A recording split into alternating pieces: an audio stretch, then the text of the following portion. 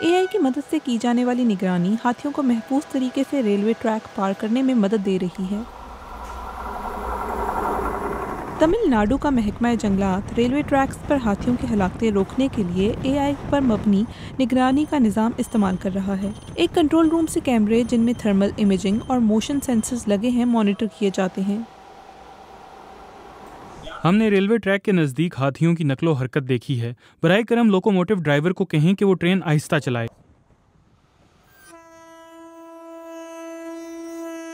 जब सिस्टम्स को railway track के नज़दीक हाथियों की मौजूदगी का पता चलता है तो इस वक्त मकामी टीमों को ट्रेनें आहिस्ता करने का अलर्ट मिलता है ताकि जानवर बाहिफाजत पटरी से गुजर जाएं।